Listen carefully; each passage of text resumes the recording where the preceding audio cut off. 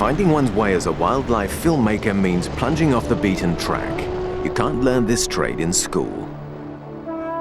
But two professional tracks lead to the same destination: the trained cameraman with a passion for nature and the biologist who is given a camera to document his work.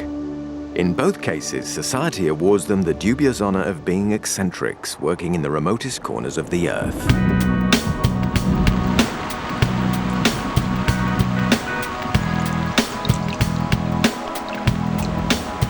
This is exactly where they feel most at home. Cameramen and biologists happily endure hostile environments where nothing goes right. For some, it's a dream come true. The Open Air School of Wildlife Filmmaking offers some extreme courses. So what kind of students enroll? Let's follow in their footsteps to find out.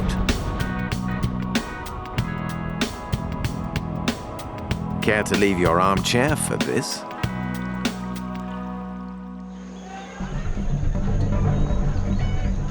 The student must start somewhere. A movie is nothing without props, and in this industry, props have to be carried an awful long way.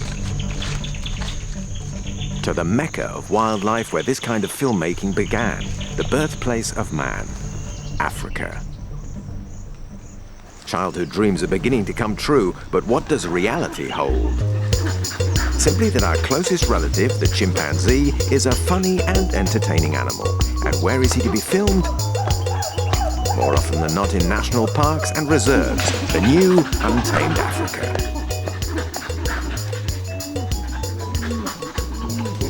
The island of Nagamba in Uganda is a case in point. Many of these chimps were rescued from poachers by local officials and scientists, then introduced to the park.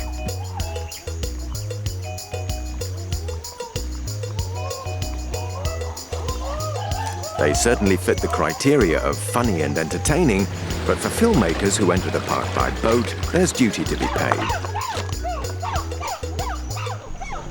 These chimps can't swim, but they certainly make good customs officers. Or is it piracy?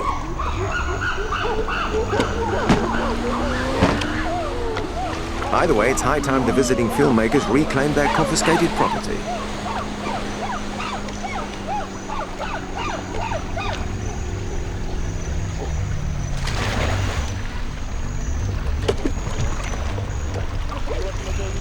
For their part, the customs officers return to more pressing business, leaving the visitors completely free to go about their business of making a film in a foreign country.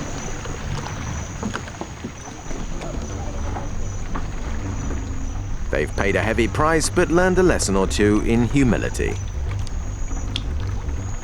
Wherever they go, wildlife filmmakers are guests who should respect the whims and mores of their hosts. In the School of Open Air Filming, nothing is written. Even expert gamekeepers make mistakes. For instance, when entering a rhinoceros park, the film crew is told, if it charges, don't move. If it charges, don't move. Why not? Because it will stop before it reaches us. So the filmmakers stay still, and what happens?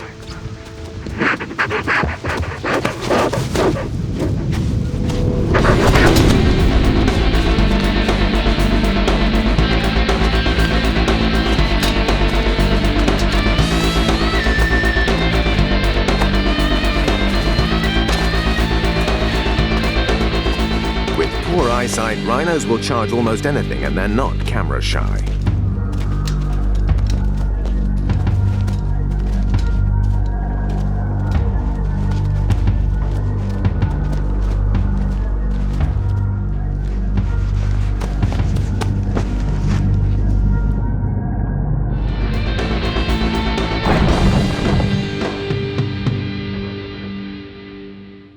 Even back at camp after a hard day's filming, the director and his assistants must share the African night with their subjects.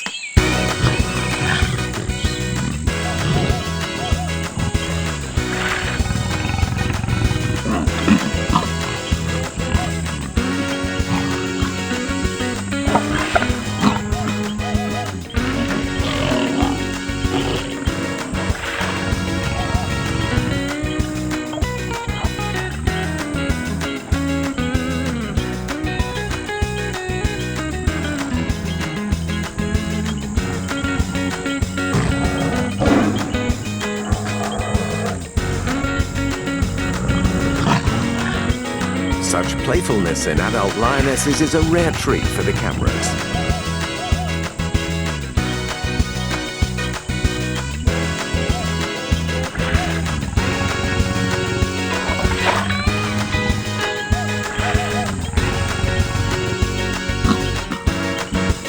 It's time to call it a night.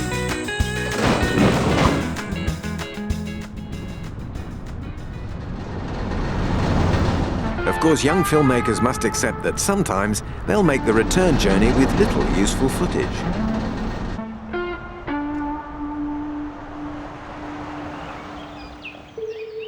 So it's back to basics, learning to make a comprehensive documentary on a small budget in your own backyard. A bit like shooting a blockbuster in a studio where you can control every shot. Here, the dive bomber, a kingfisher, is most happy to oblige. He gets a free meal and the cameraman gets his shot.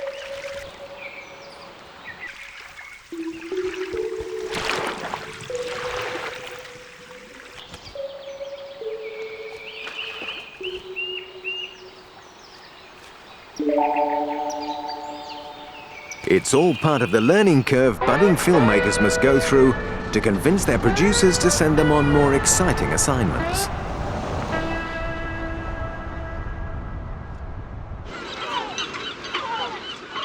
In the wild, if you want the shot, anticipation is the name of the game. You have to know your subject, what he likes eating, and which restaurants he frequents. In this case, fishing boats.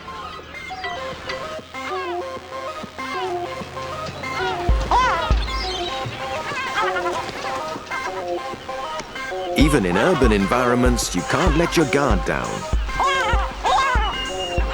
Seagulls are nervous birds during mating season, and the harbour offers little protection for well-intentioned filmmakers.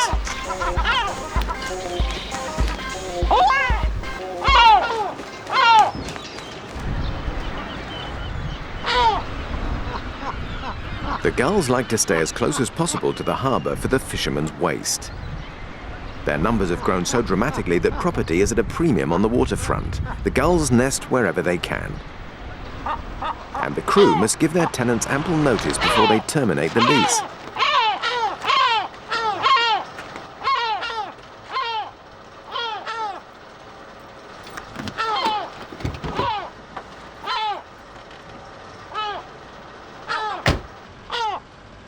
It gives the sound engineer a chance to get really close to his subject.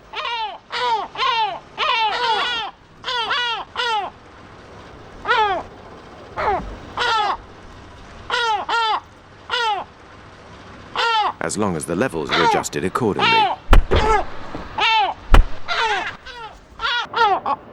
The crew may be ready to move, but the guests aren't.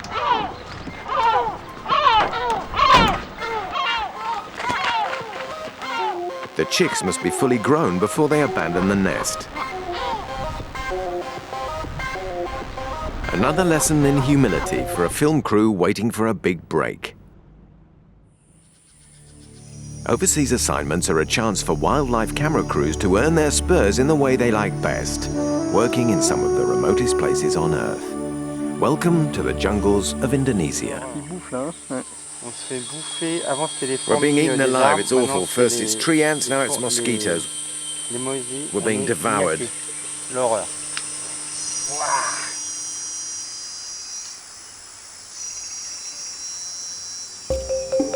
In such an uncomfortable environment, the filmmaker should keep a low profile, but not so much for comfort's sake as for professional expediency. Getting up close requires ingenuity so as not to disturb the actors. People in primitive societies believe when a camera is pointed at them, their soul is stolen. This orangutan will never know it's happening to him.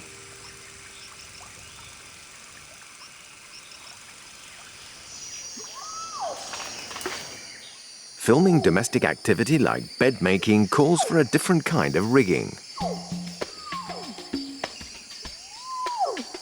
And the cameraman never leaves home without this.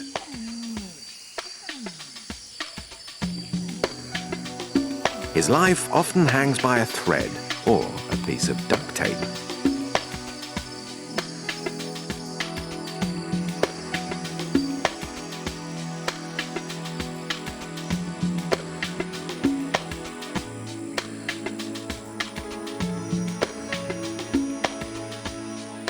In fact, going to work in the rainforest is a bit like preparing for war.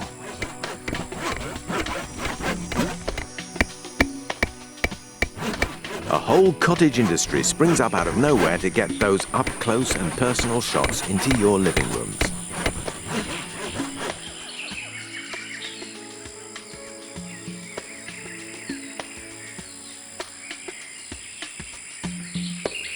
Every good actor soon learns to forget the presence of the camera.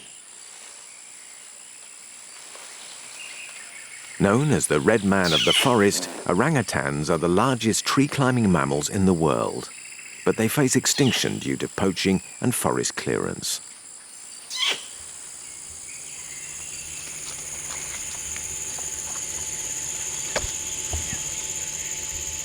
It takes patience to become accepted in the wild, but in time the cameramen are able to follow the orangutans wherever they go, run where they run, rest where they rest, and even eat what they eat.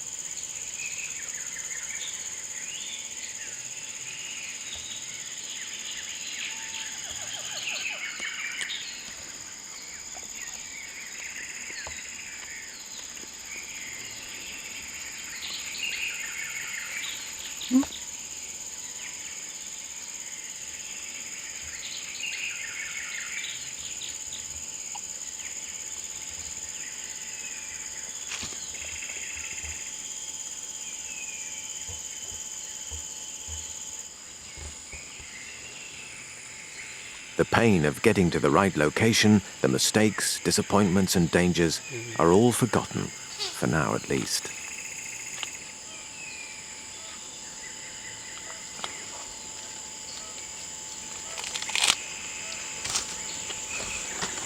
Toi aussi tu veux des mamours.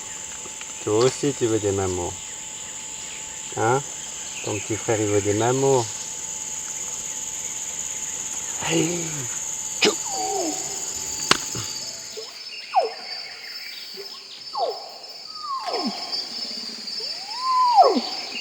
Human intimacy with the natural world must be balanced with respect and caution. Filmmakers can relax in the company of young animals and females, but not in the presence of an adult, dominant male. He's reached a dead end on his stroll down the jetty, and his presence is not to be taken lightly. Ah putain, ça c'est une bonne idée. Papa, come. It's... Tu peux pas dire... Non. Send it, envoie-le. Not this way.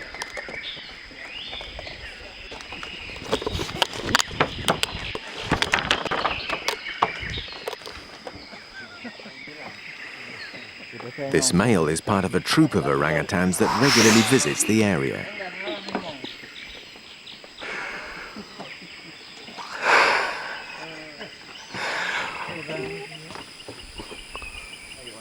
Oh la perche. Oh j'ai le palpitant qui va à 100 000. Ah les bonnes idées. Ah les bonnes idées.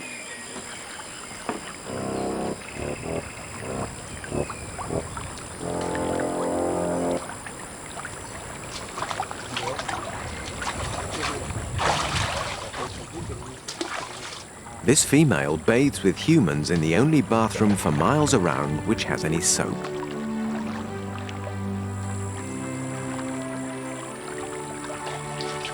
So often for filmmakers, the simple fascination animals have with our behavior provides an enduring portrait of theirs.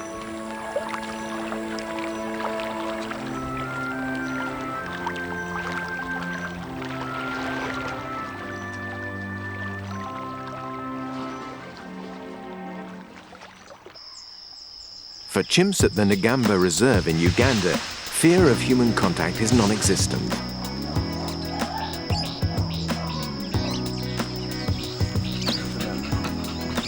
They're so inquisitive, the cameraman's job becomes almost impossible, however close he wants to get.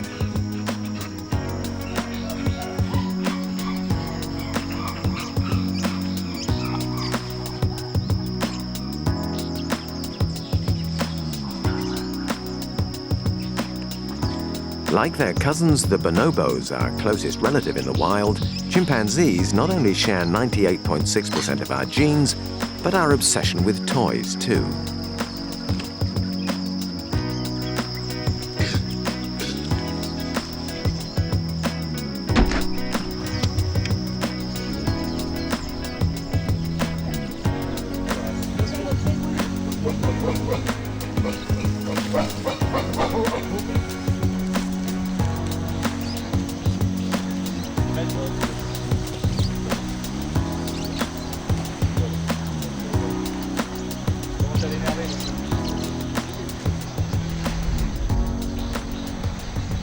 We share many habits and interests with animal primates, like hygiene and attention to physical appearance.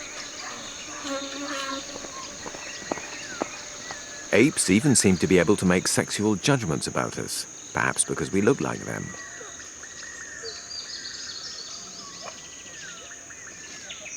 Women present no rivalry and become the focus of special attention.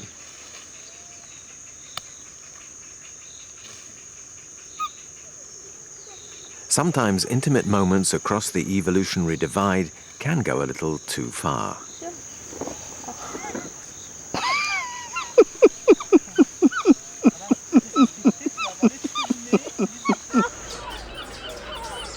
The Barbary macaques of Gibraltar put chimpanzees in the shade with their appetite for social contact. They're the only free-ranging monkeys left in Europe, even though they behave more like city slickers than responsible primates. These fearless monkeys are the responsibility of the British Army. Legend has it that if they disappear, British power in Gibraltar will collapse, so the British ensure their stocks stay high. They hang out proudly on top of the rock, reserving the right to help in any way they can.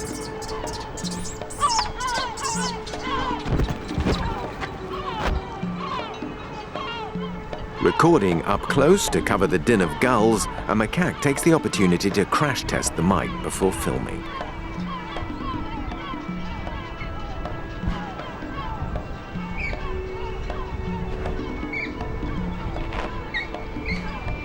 Very professional too.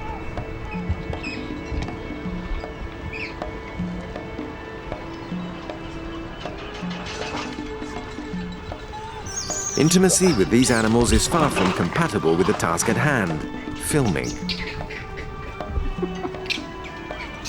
Je pouvais plus filmer, hein.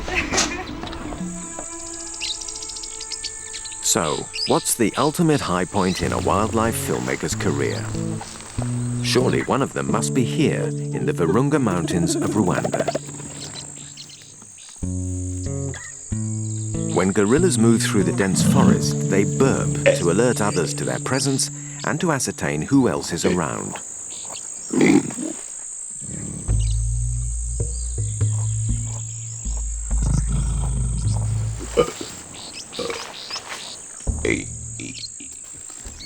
Cameramen must do the same, make BVs or belch vocalizations. If they don't, a mountain gorilla caught by surprise may charge.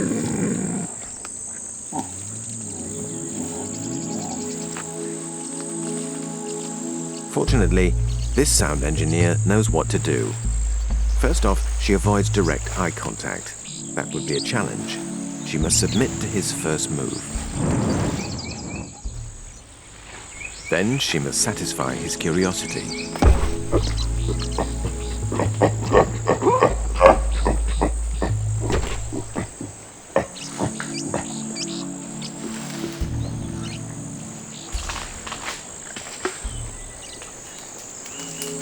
After all, she is in their territory.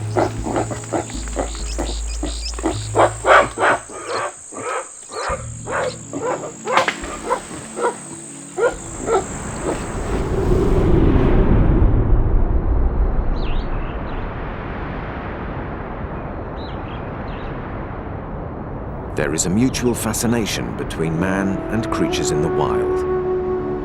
But it is a delicate balance which filmmakers must learn to preserve.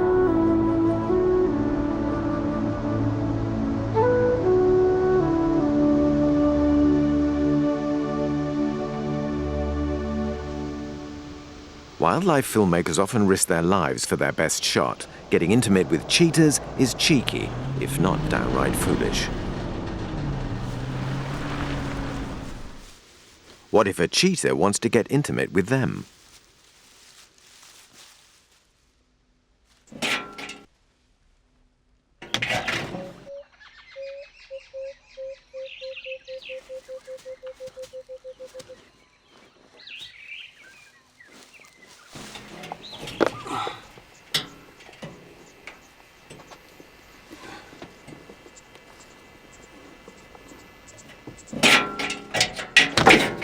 Two 2-meter-high steel frame could make an excellent vantage point to spot his favorite prey in the tall grass, the Thompson's gazelle.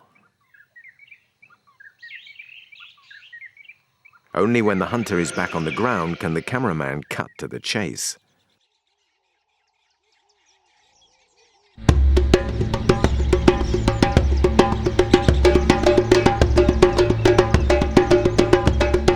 Zero to 45 miles an hour in just 2 seconds. With top speeds of well over 60 miles an hour, the cheetah is master of the African flat.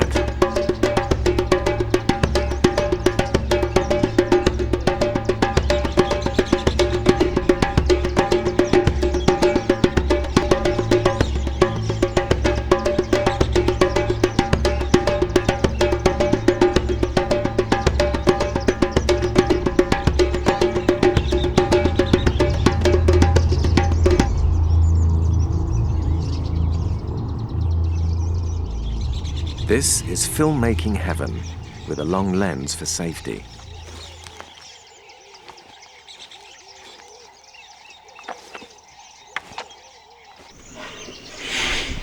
Filmmakers aren't the only ones who have to learn their business.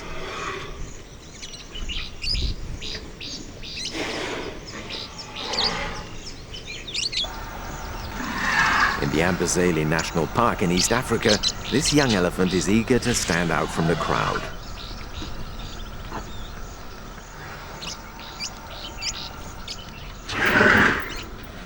His fully deployed ears and sunken head show promise of true grit.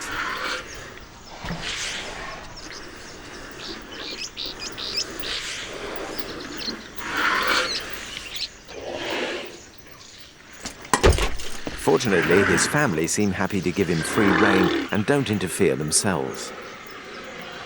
The cardinal rule of filming on the African plains: never stray too far from your vehicle.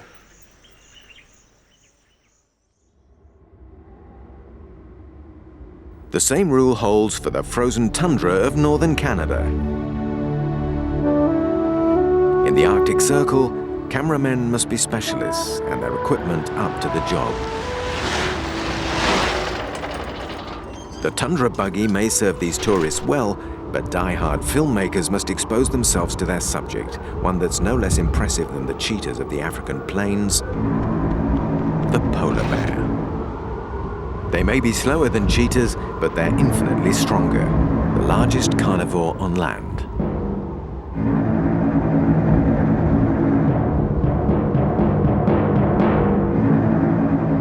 And they're reputed to be the only bear that considers human beings as prey.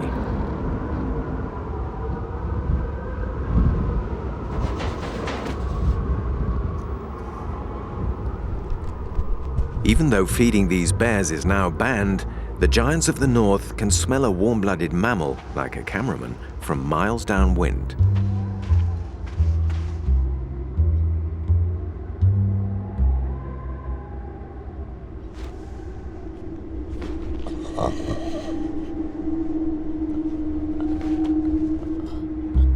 As usual, the problem for the crew is how to get up close and personal with their subject.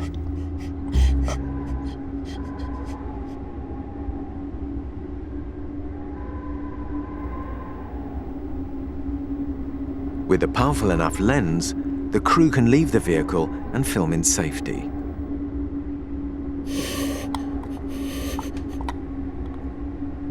The bear's rough footpads give them purchase on the snowy ground. Well, most of the time.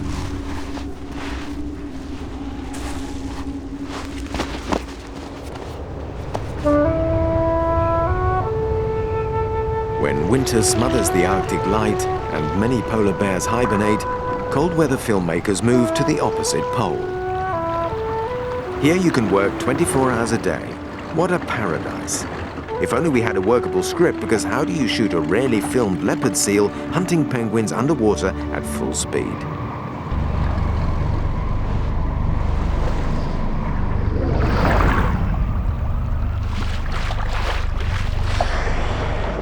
That's the dress rehearsal filmed from above. Now for the real thing. A special underwater camera called a pole cam helps, and that dry suit is warmer than you might think.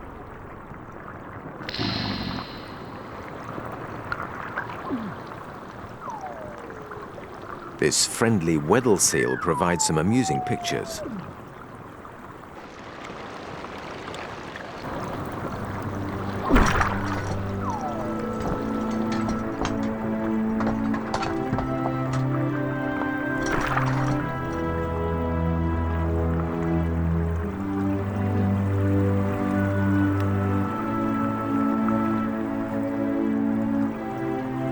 But a pole cam would stand little chance against the leopard seal. The only solution is to get down there with them.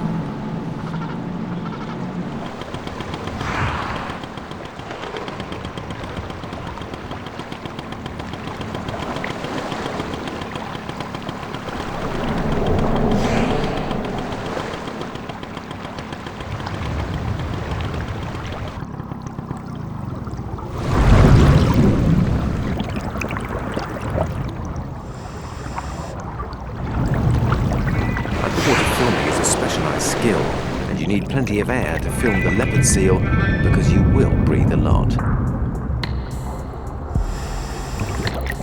The underwater stage is set, both parties sizing each other up.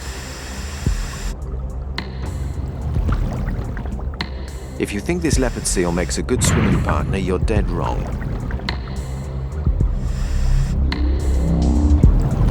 His 1-inch canine teeth have recently killed a British scientist in these very waters.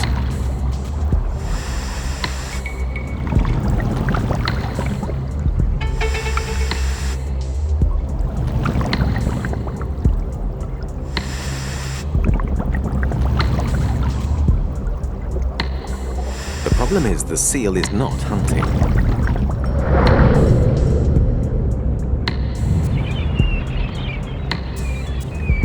It's got too much time for the cameraman.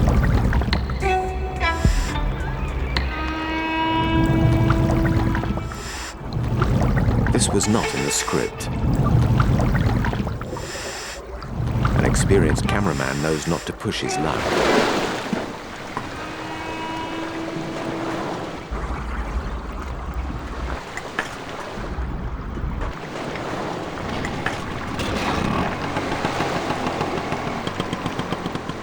The script definitely needs some more work before the next day's shooting.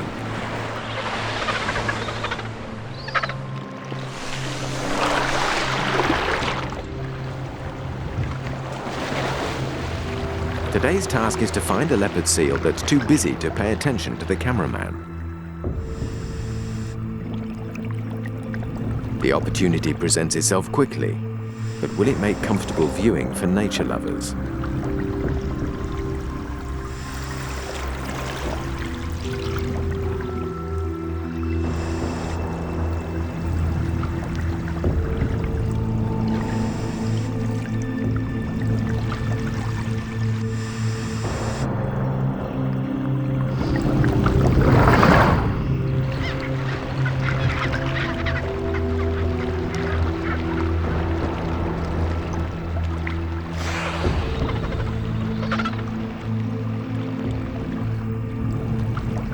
Surely this will be censored, discarded onto the cutting room floor.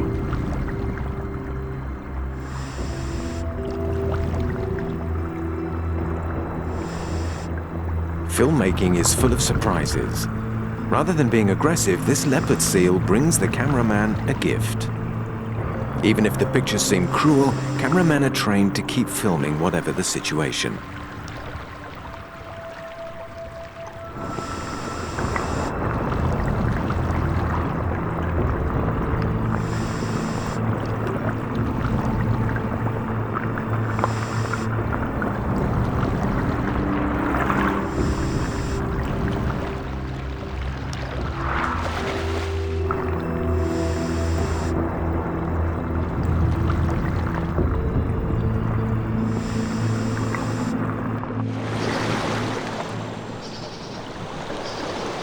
What constitutes poor footage one day may come in handy the next, whether the cameraman's being bothered by a leopard seal or by a dugong.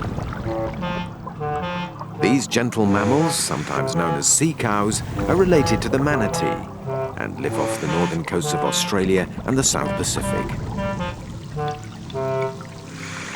This one, from an island near the archipelago of Vanuatu, has been living alone since its mother died.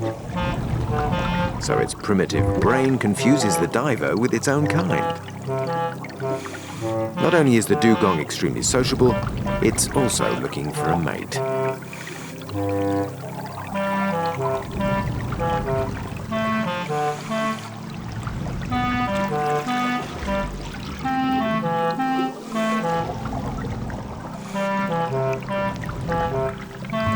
Taken completely by surprise, the cameraman panics in the face of one of the most passive mammals on the planet. The cameraman soon realizes he's overreacted and offers the lonely dugong a little reciprocation.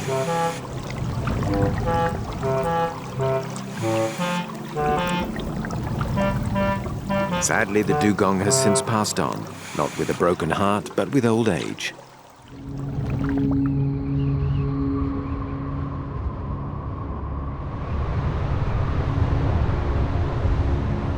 The hearts of wildlife filmmakers lie here, in distant locations, in hospitable climates, and great discomfort. The Antarctic is a perfect setting.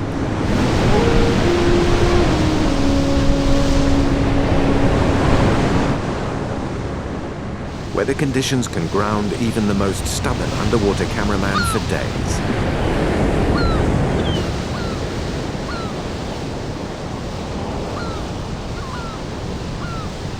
Shooting topside for a change can bring unexpected rewards after a week's sailing in raging seas.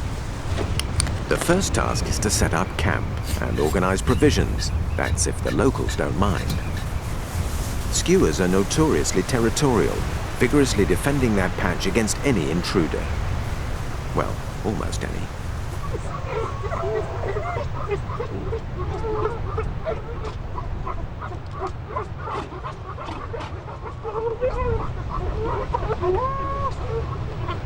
Weather permitting, the crew haul equipment down to the waterfront for an appointment with their subject.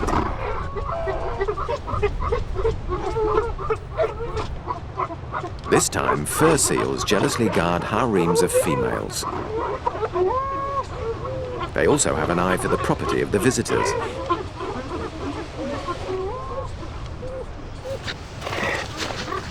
It's not smart to leave valuables unattended.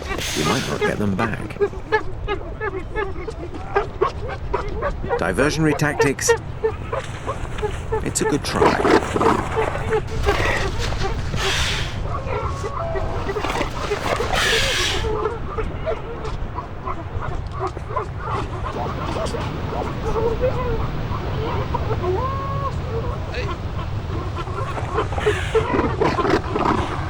No hard feelings, all in the spirit of documentary filmmaking.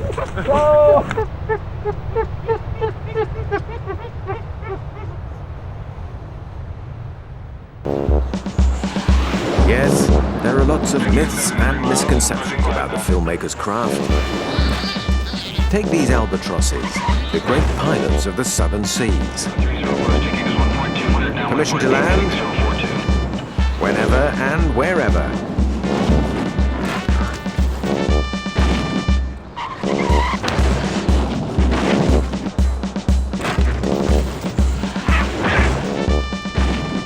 Takeoff is even worse.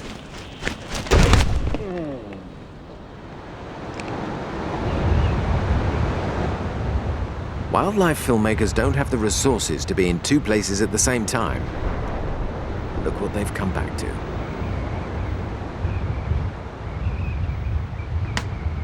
No cozy campfire with an evening meal prepared by the staff cook, and not even free access to their tent.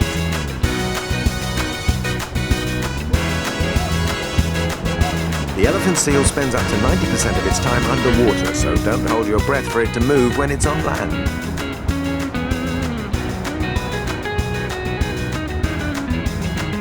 Unlike polar bears, elephant seals are totally indifferent to the presence of human beings.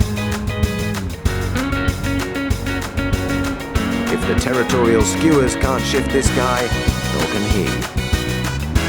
There's only one thing for it, a night under the stars.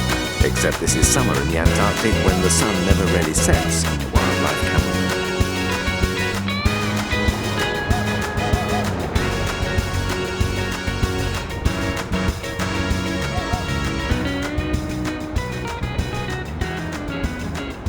At least he's found a soft pillow.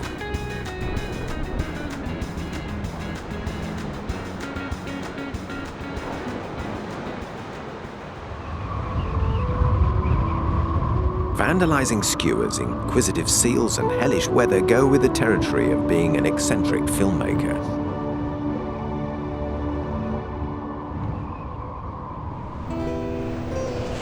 Then, along comes an encounter that will forever be engraved on the cameraman's memory. In 1988, on an island in the Crozet Archipelago in the southern Indian Ocean, scientists find a young female orca stranded while hunting elephant seals. Scientists and filmmakers join forces to turn a tonload of killer whale back towards the open sea.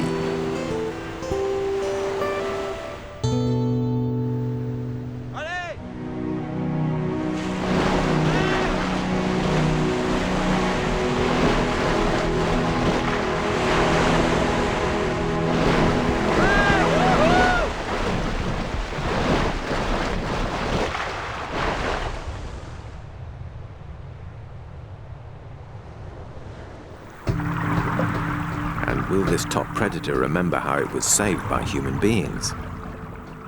Orcas have remarkable memories, so maybe it will.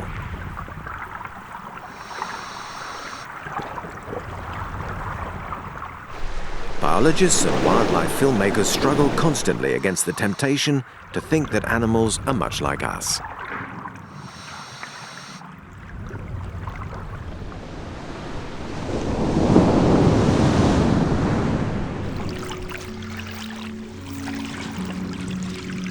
Sadly, perhaps, they must stick to the facts and keep their thoughts to themselves.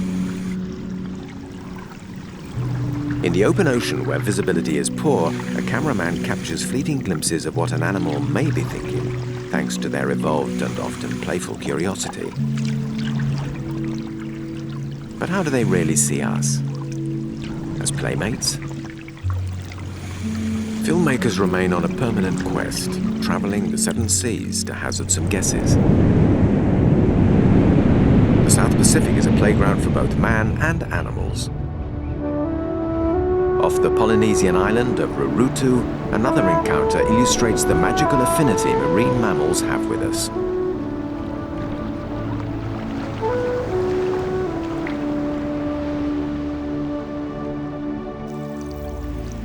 With marbled skin and pointed fins, this young whale is a rare hybrid. It is a cross between a humpback and a blue whale, the largest animal ever to inhabit the planet.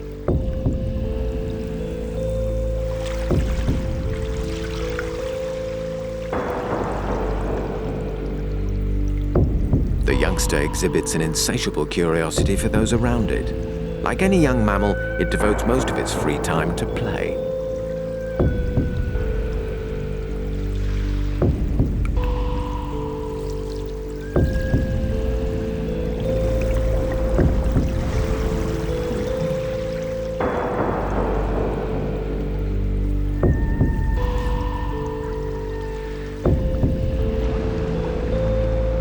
The crew are happy to join in, while the watchful parent ensures that the impulsive youngster doesn't get into trouble.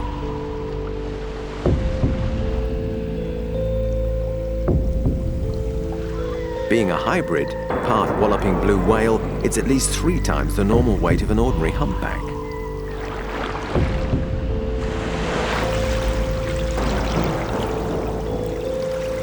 The likable kindergarten heavyweight doesn't know its own strength.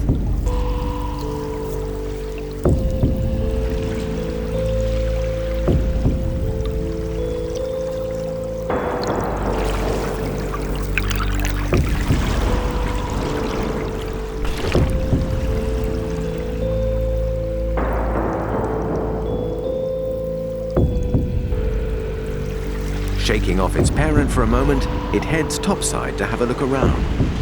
Spy hopping, it's called. Gotcha.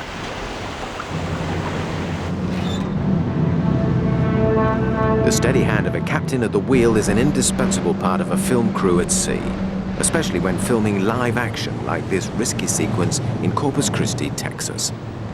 That's Captain on this skimmer, we want you to be informed. We're going to be trying to do a little filming off your port bow. And if we venture a little too close there, you might holler at me. We will give you a wider berth. Yes, skipper, that is a roger. If you encroach too closely on us, we will acknowledge. Thank you much, and safe sailing. The pilot must provide speed, stability, and safety for the cameraman to stay in sync with the bow wave acrobats, hitching a ride with a 300,000-ton monster.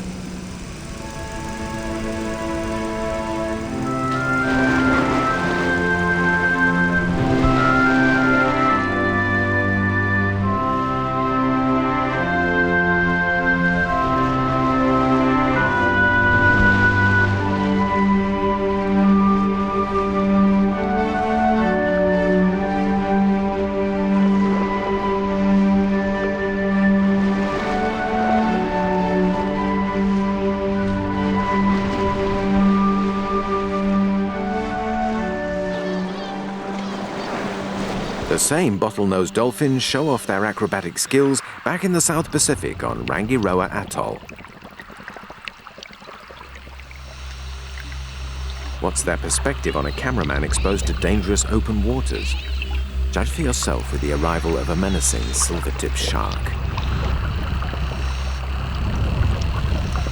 The dolphins seem aware of the diver's vulnerability.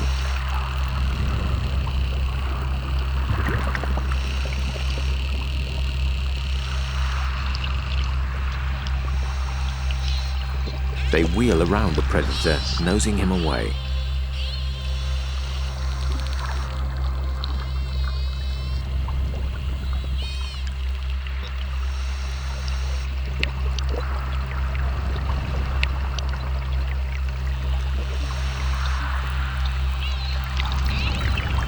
When one dolphin surfaces for breath, the others stay close to keep up the pressure.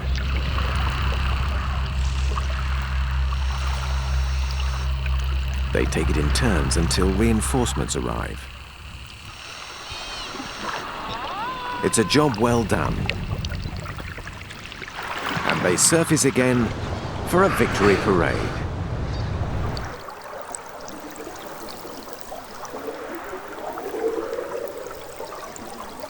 Bottlenose dolphins seem to show the same protective behavior towards humans as they do towards their own young.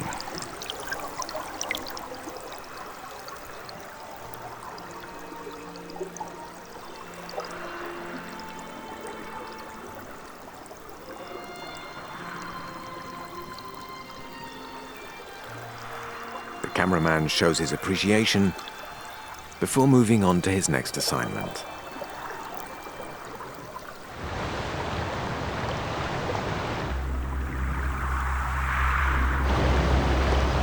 A slick of animal grease points the way to a banquet of gargantuan proportions. A blue whale that lost its way has mysteriously fetched up to die in a lagoon in New Caledonia. First come, first served to 18 tons of red meat. Tiger sharks can't believe their luck.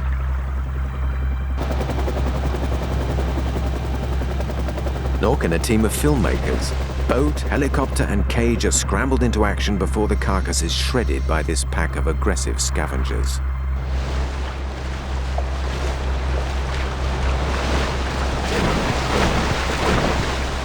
There's concern for the cage. It's tethered to both the boat and the carcass by heavy marine rope.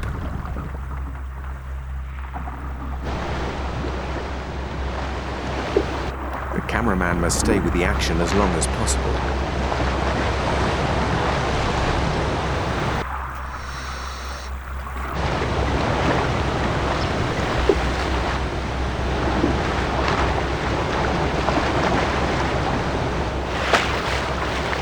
But then things start to go wrong. One of the largest sharks tangles with the line and can't break free.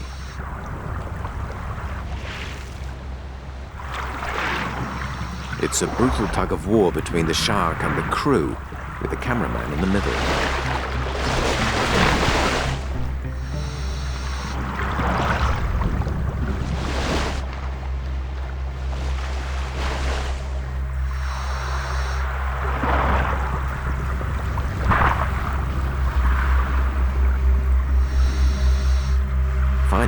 the shark escapes. But it could have been different.